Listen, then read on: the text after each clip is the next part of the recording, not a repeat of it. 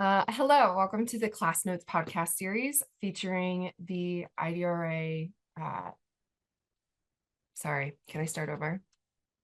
We're doing really good, guys. Good. Okay. No problem. Sorry. Okay. Hello, and welcome to the Classnotes podcast series featuring reflections from our IDRA Education Policy Fellows. My name is Mikayla Arciaga, and I am our Georgia Advocacy Director and Education Policy Fellowship Coordinator. I'm so excited to host this podcast series of 4 episodes highlighting our third cohort of the Education Policy Fellows. During this podcast, you will hear from our fellows DeAndrea Byrd, Kaci Wright, Vivek Datla, and Isabelle Phillip. Please check out their bios and work using the link provided in the podcast. Our fellows will share their reflections about the legislative sessions in Texas and Georgia, including what they learned about state-level education policy making in the South, what it is to be an advocate of color fighting for educational justice, the good, bad, and the ugly of these legislative sessions, and their thoughts on future advocacy and policy work. Welcome, team. Are we ready to get started? Awesome. Well, our first topic is the good, the bad, the ugly of the Georgia and Texas legislative sessions. And I'd love to just kind of start off with a general description of the work each of you did during legislative session. DeAndrea, if it's okay, we'll start with you. Hey, good morning. So this legislative season, I got to work with the Georgia IDRA legislative team. We learned how to track bills. We analyzed key education bills and tracked them down to see what was actually going on. We contributed to a team of coalition strategy, policy communications. We did press conferences, provided public testimony. I also was able to submit written comments and support both teachers, students, and parents as they engaged in the legislative process. My focus was mainly doing bill analysis, supporting Mikayla and Terrence with bill analysis, supporting the coalition that we have every Monday. And the good was seeing more students and teachers in the building, ready to engage, meeting their representative, meeting their senator, asking those questions. The good was also the Capitol days. Just like one of my favorite days was Cowboy Day when they had the steak biscuits because it was a nice big back day because I like to eat food. um the bad was the lack of transparency, and the ugly was seeing just the attacks on students, the LGBT community, DEI, and just bills that were not fixing any of the problems that constituents were actually asking, and that there was a cap on bills that legislators could submit this year. So I felt like that was super unfair because how do you put a cap on what bills you can put for your constituents depending on how big, your county or the zip codes that you serve are. Um, and as a community member and a mom, it kind of hit me hard because bills are not just words. They have consequences. They affect the way of life. And this session just reminded me that there's more work to do and you always have a lot to learn. So Thank you so much. I think I'd like to do like a little alternating of our Georgia and Texas folks. So if we'll do Vivek next and then Isabelle, and then we'll wrap with Kaci on this question. Thanks, guys. Sounds good. Yeah, thanks, Mikayla. I worked in a bit of a dual role for IDRA this year. I supported our regional policy work and the Texas team's direct legislative advocacy during the session. So for our regional work, I tracked and analyzed legislation related to our priority areas across the U.S. South and also contributed to the development of our model policies, which are our attempts to put out into the world and to advocates and to communities and to schools a proactive vision for what we think equitable education looks like or should look like. And for our Texas legislative advocacy, I focused on higher education issues in particular, especially efforts to repeal the Texas Dream Act and censor classroom discussions on college campuses. And so that work generally included office visits and coordination with other advocacy groups, public testimony, speaking to the media, and also just generally sharing other resources with legislative staff as well. And excited, yeah, to get into the good, the bad, and the ugly of session.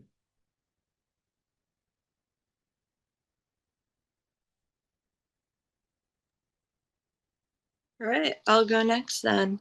I'm Isabelle. I'm also from Georgia, along with DeAndrea, and I was the Policy Communications Fellow for IDRA. So similar to Vivek, I played a dual role supporting both the communications on the Georgia team, but also the legislative work, which was really fun. I got to do social media to share what was happening with regard to bills at the Capitol and try to get folks aware and involved. I also helped plan and facilitate our GCJ coalition calls, which we'll talk about a bit later, as well as send out our weekly emails for that coalition to try and get folks on the same page and updated on where bills were at. It was very, very new for me when it came to the policy side of things because I had prior experience in comms, but I'd always had to rely on other people to understand what was happening at the Gold Dome. So that was probably the most enlightening part of this experience, that anyone really can understand policy because the policies affect us every day. And it's just political jargon that gets in the way of people feeling like they can't understand it.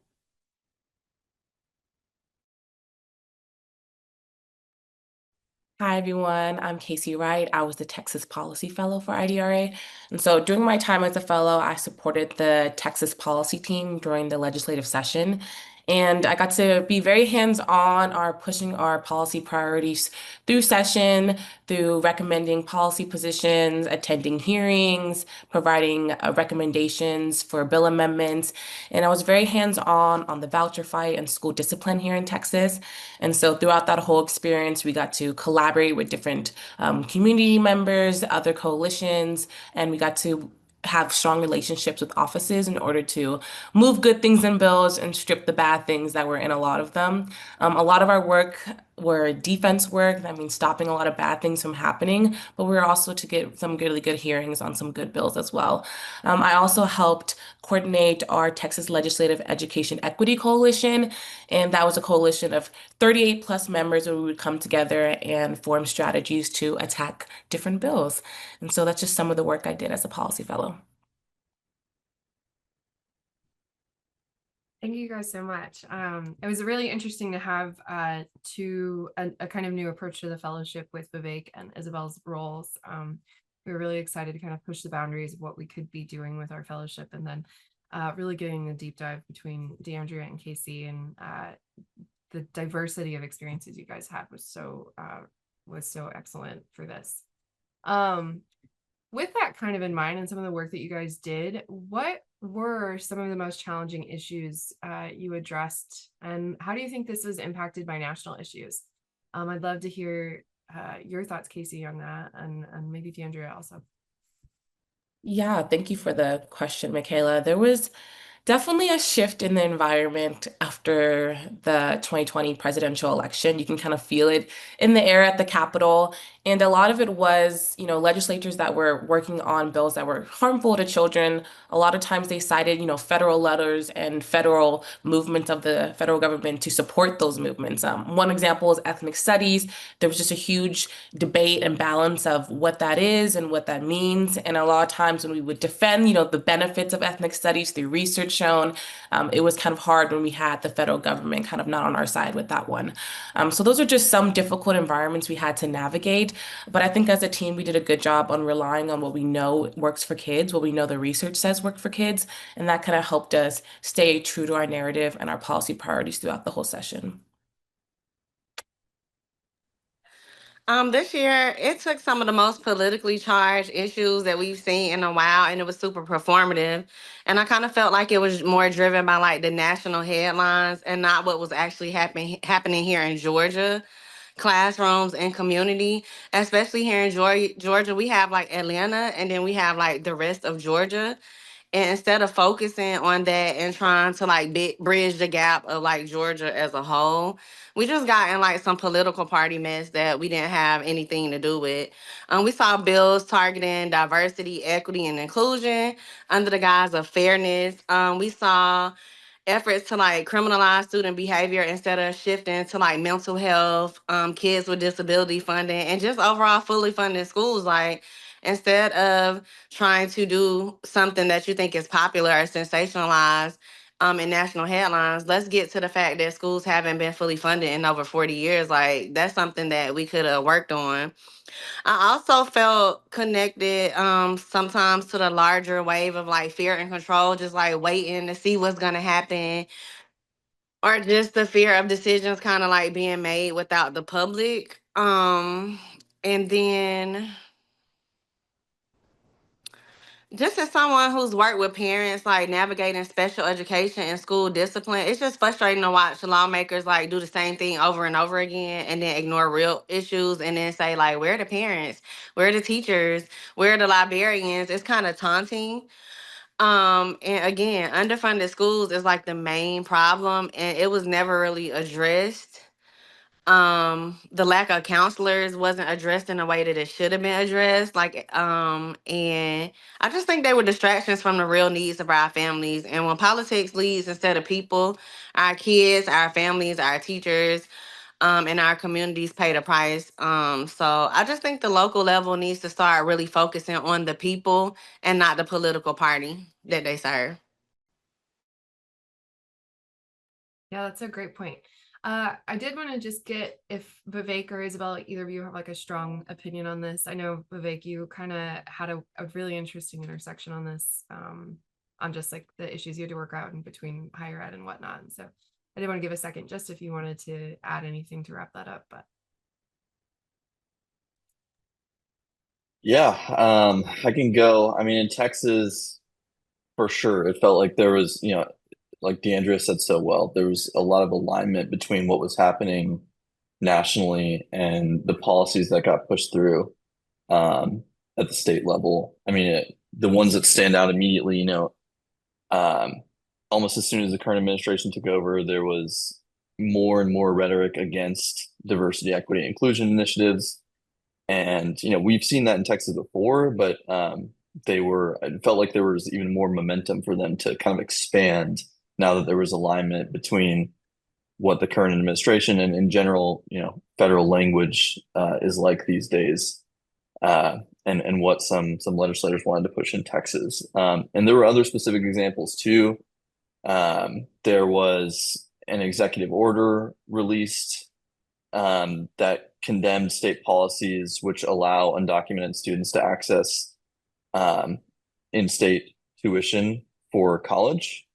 And though the repeal for that policy didn't pass in the Texas legislative session, there were closed door negotiations between the Department of Justice and the Attorney General of Texas to eventually strike that law down. So there's a clear alignment there as well between what the administration wanted and what happened in the state. In the private school voucher debate, which was one of the most controversial, experiences and debates we had in this legislative session. There was at one point momentum to, because it was so controversial, put the debate up to the public in terms of a referendum and voting. And Trump called in with our governor, Greg Abbott, and urged our House GOP members to vote for the bill, not vote for a sort of referendum like that. And so any momentum for that was squashed because of federal influence. So yeah, I think that there were a lot of examples this session of what the federal administration and what the federal landscape wanted trickled down to empowerment of state legislators to kind of follow along those lines. Yeah, absolutely. Thank you. And I mean, I think to DeAndrea's point, everything comes back to local. When we are not able to win fights higher up, I think we rebuild power by starting from our communities and working our way back up. On that thought, I think that you've kind of hinted at it already, and I'd love, DeAndrea, maybe for you to expand on this a little bit more. But what are your thoughts on the approach to policymaking generally? And what have you seen as far as procedure, transparency, and Yeah, will you just share your thoughts on that experience? I'd love to hear from you on that. What I found out, in my opinion, a lot of the real work like happens like behind closed doors and relationships, and it moves so quickly that by the time advocates, lobbyists, and other people hear about it, it's already like up in the committee and it's stuck. Like, I mean, it's headed to the floor. And to me, that's not real engagement. It's not transparency. It doesn't build trust. And I think we need a culture where lawmakers see the community members, the families, the other lawmakers that they work with that are not also in their party, and students as partners in the work. Like, it has to be a partnership, not just people who show up when it's time to vote and y'all want to use us for your votes and take a picture with a baby, come to our church and our schools and take a picture, but like actually more public input and creating space for those most impacted to help shape what's written in the first place. Because how are you going to fix something if you haven't been impacted about it? If you're 80 and you haven't been in school in what, 60 something years, how do you know? If you've never been a teacher, how you going to tell a teacher what they need in school? If you've never been a student sitting in a classroom and your friend has an overdose, how do you know if your friends need Narcan? If you've never been a victim of an active shooter in a classroom, you don't know what it's like to go in a building where your friend or your teacher, was unalive. So this could literally look like holding community meetings at reasonable hours or going to the places where those people are or the working class is to participate and having a rule that all public comment is heard. Like, it's simple things like that that can make policy more approachable. And I mean, it's really simple things like hold the committee meetings when people can actually come, or go to the people and stop denying public comment if you want the feedback you say you want. That's it. Thank you. No, I totally agree. Vivek, what about you? You had kind of an interesting transition into this work and kind of had to learn quite a bit on the fly. So I'm curious what that was like coming in for you, because I think that's the experience a lot of people have of like having to get involved without a lot of notice. And so, yeah, I'd love to see what your thoughts on the approach to policymaking were like, especially in Texas, where we know things get a little wild out there in the West. Yeah. Yeah, I mean, I definitely just want to echo what DeAndrea has said. I think that there were probably similar experiences between all of us in Georgia and Texas, and some similar frustrations because, I'll say that there were definitely periods of time where it felt like public input was heard, and it felt like policymakers, often said, "We really value your input. We're glad we're hearing this input from you." But in terms of their actions, it often felt like that input that they were taking did not translate into actions on their part. Just to provide some examples, we talked about the really controversial vouchers debate just a little bit earlier. There were, and Kaci knows this very well. She was on the grounds for that deep.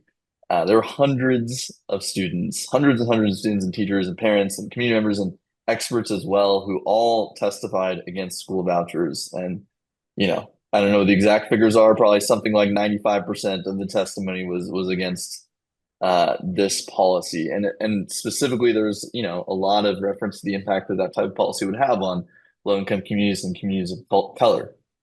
And ultimately the policy was voted out of both chambers on basically almost party lines. It felt that way for other really important and consequential bills too, like our DEI ban in K through 12 schools, our higher education censorship bill we opposed, and others. And I also want to be fair and acknowledge that offices that we have good relationships with always did value our feedback, and our feedback is informed by the community as well, and they would often act on it. But it certainly felt like the overall trend was disheartening because it felt like we were trying to, push back on a train that was already set in motion, and there were little means of trying to get it to go in a different direction, no matter the quality of work that we were providing or the volume of powerful pushback that was coming from members of impacted communities.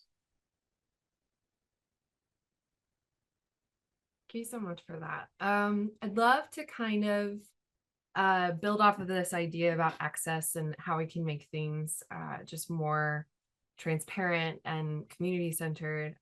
Isabelle and Kaci, I'd love to turn to you. What changes do you feel are crucial in making the way the legislature operates more accessible? How do we bring more folks to the table and allow lawmakers to engage more directly with community members, advocates, experts, scholars, researchers, etc.? Kaci, can we start with you? Yeah, and I will say doing this work full time really is a blessing, being able to have the time and energy to commit to this 100%. And when you're doing this work full time and you're getting compensated to do this work, it can feel like it's accessible. But when you think about the general public and all the people in the state that this is going to affect, in fullness, it's not accessible in many ways. And I could see that being there every day. I could see that talking to parents and students, that it's not accessible in a lot of ways. And a big question of like, how do we get more people at the table is you even need to know the dinner is happening at all. And I think that was the big hurdle for a lot of people. Hearings getting announced last minute, bills getting changed last minute, and nobody even knows, like, has a copy of it or what it looks like, or public testimony sign up windows being closed an hour after the hearing starts. Those are just little things we saw throughout session that kind of showed that, and sometimes this was being done intentionally to stop the public from having a place at the table and stop them from having their voice heard. And those were unfortunate moments to see. And so I would really encourage the legislature and other advocates to also push for the legislatures to have more rules and more procedures that allow everybody to have access to come and testify, to have meetings with actual legislatures, not just their staff, but to talk to the members that represent them about what they're passionate about, what the change they want to see. So those are just some small steps that will really make a big impact in having community members be more involved in the policymaking process. Yeah, absolutely. I've always found the way that Texas interfaces legislators and community or their staffers and community members very, very disorienting. I think we have a little bit more access here in Georgia, not that that necessarily makes things better. And Isabelle, I'd love for you to also give us your take on this. You've been in this work a little longer, but from a different perspective, and so I'm curious, like, about your reflections on how we could make this space more accessible, especially, I mean, given your work with students and young people, that presents its own unique challenge. So I'd love your reflections on what you feel like are crucial changes to changing the process for accessibility. Yeah, I'm kind of two minds about this because on one hand, like a couple of us have mentioned, it is very clear when you step in pretty much any Capitol building that that's not a building or a system that's even maybe wanting us to be there. Like the people who are running the show have kind of constructed it in a way that the only way you're getting to know what these backroom deals are if you're someone who's powerful or someone who's wealthy. And those are the people who very easily have a lot of influence. It takes a lot more back end work on our part to be able to create those connections.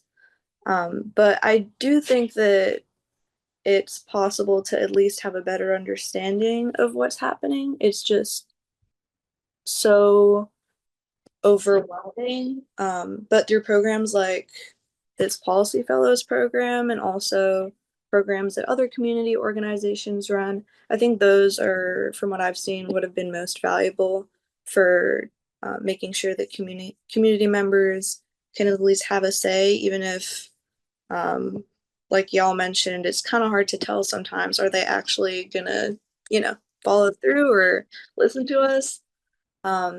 But I think that sometimes people just need even one person, one mentor, to be able to ask questions to and not feel like they're stupid or don't know what's going on, because that's probably the worst thing that anyone can do, just to make you feel like you're a burden because you want to better understand the process. And I really see that changing over I've only been going to the Capitol for 3 years or so. And over these few years, I've seen that change and seen a lot more people coming here who aren't even full-time or getting paid to be here, and they come here go to the Capitol regularly, because there's people like Mikayla who are willing to answer those questions and talk to folks and make them feel comfortable. And I really do think that that's the way that we can change things, even if the legislators aren't willing to do that. Thank you. It's such a great thought. I do, as we come to the end of this, I want to give you guys a second just to toot your own horns a little bit. And like a sentence or two. What are you most proud of personally from your accomplishments this legislative session? And Vivek, if it's all right, we'll start with you. Everybody knows I don't like to toot my own horn, but I'll try. So I think that, more than any like particular issue that I got to work on, I'm just kind of proud of being hopefully a good team player during what I think was a particularly tough legislative session, even though I know that they all are. But working in this space, you can't really predict like how and where you're going to be most useful or impactful, especially, I mean, as a fellow coming into this for the first time, because policies move so quickly and circumstances change so quickly. And but I think anytime, IDRA's Texas team called on me to take up an issue in both visible ways and in more behind the scenes ways, I would like to think that I did a good job of answering the bell, and I'm proud of that. Was mostly just proud to support the incredible work that Kaci and Chloe and Paige in Texas uh, were leading in some very small ways. Don't sell yourself short. If y'all get a chance, we have some really great recordings of all four of our fellows giving comment and pushing back against some of these really harmful bills. But Kaci, would you like to go next?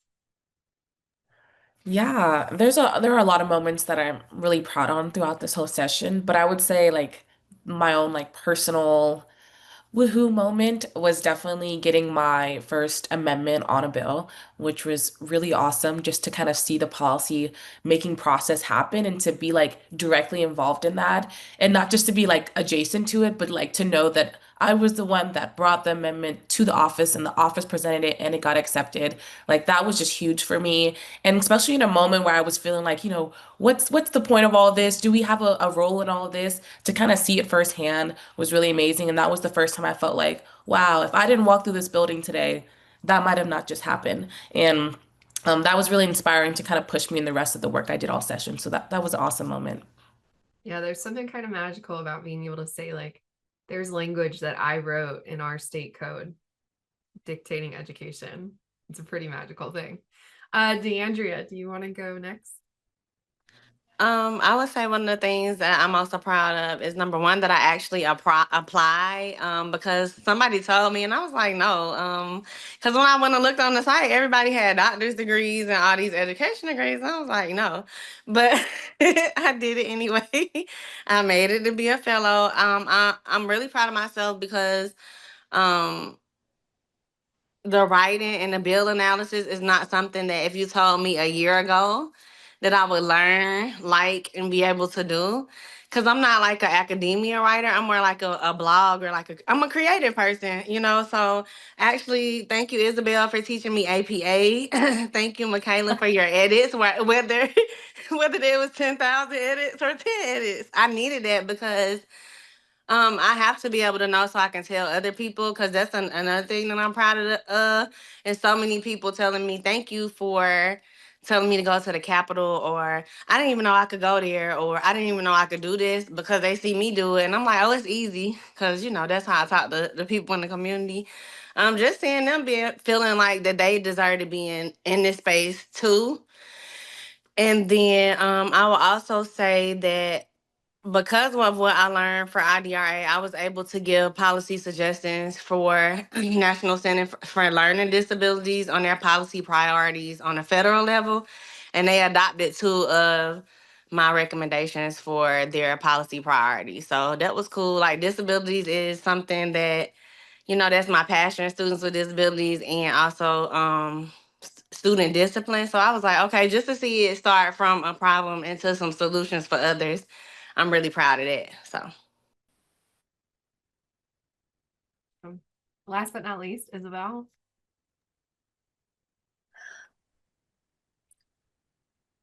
Oh, this is so hard. I just did She so just did so many. many things. Well, honestly, like I got so many opportunities to do so many new things, so it's hard to pick. And I grew so much in ways I didn't expect, but I really, um, the place that I felt most confident in was,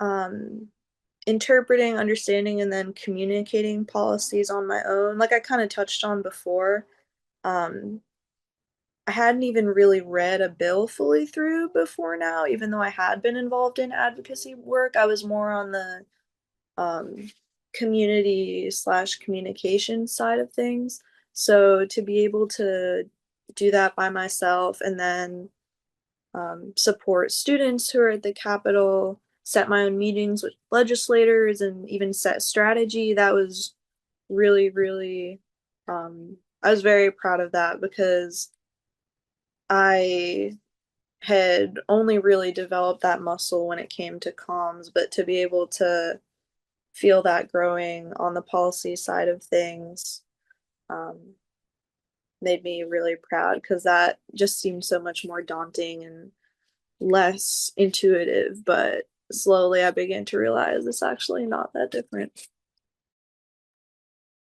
I'm also very proud of you. I'm proud of all of you. I am so delighted that we were able to have you all on our team. You guys have helped us grow in such incredible ways. And I hope that our listeners will join us for the other episodes of these reflections and y'all's experiences. But thank you guys so much for sharing with us your views and your thoughts on the legislative sessions in Georgia and Texas. And we will be talking about some of your other experiences in our next episodes.